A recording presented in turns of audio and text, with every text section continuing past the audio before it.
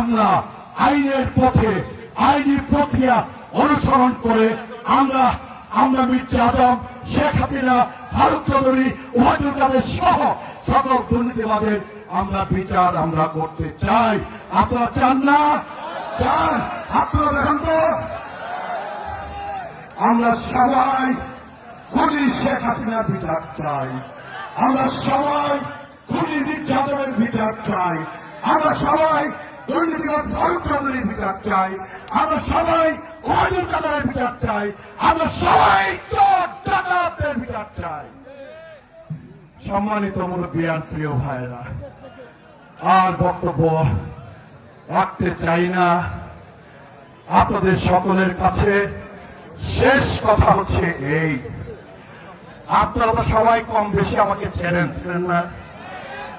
চেনেন সবাই? সবাই চিনেন? 2001 মনে আছে? মার্কা কি ছিল? মার্কা ছিল দেওয়াল ঘড়ি, তাই না? আপনারা 2001 সনে দেওয়াল ঘড়ি আপনাদের মনে আছে, 2008 সনে ধানের শীষ আপনাদের মনে আছে, 2018 সনে ধানের শীষ আপনাদের মনে আছে। আমরা 14তে ভোট করতে পারি নাই, 18তে ভোট করতে আমরা পারি নাই, 24-এ আমরা ভোট করতে পারি নাই, তাই না? আমরা তো আশা করি যে সামনে যে ইলেকশনটা হবে, এই ইলেকশনে কি আমরা ভোট সেন্টারে যাইতে পারবো না? ইনশাআল্লাহ। আমার ভোট কেড়ে নেওয়া লোকটা কিন্তু বাংলাদেশে নাই। আমার দেওয়ারটা ভোট কেড়ে নিয়ে সিল মারবে সেই লোকটা কিন্তু বাংলাদেশের জমিনে নাই। কথা ঠিক না? আর দিনের ভোট রাতে করবে সেই লোকটা, সেই দলটা কি বাংলাদেশে আছে? নাই।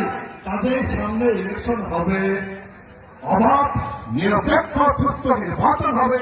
সেই নির্বাচনে আপনারা নিরাপদে নির্বিঘ্নে উৎসব মুখর পরিবেশে ভোট সেন্টার আপনারা যাবেন এবং ব্যালট পেপার আপনারা হাতে নেবেন, সিল আপনারা হাতে নেবেন এবং যদি মনে করেন এই লোকটাকে ভোট দেওয়া যায়, যদি মনে করেন বিএনপিকে ভোট দেওয়া যায়, যদি মনে করেন জিয়ার পার্টি, খালেদা জিয়ার পার্টি, তারেক রহমানের পার্টি, ধানের শীষের পার্টি, এই পার্টিকে ভোট দেওয়া যায়, যদি মনে করেন এই বাবুলকে ভোট দেওয়া যায়, দেবেন কি দেবেন না সেটা আপনাদের উপরে ছেড়ে দিলাম। আপনাদের মন চাইলে আপনারা দিবেন, আমি আলহামদুলিল্লাহ বলবো।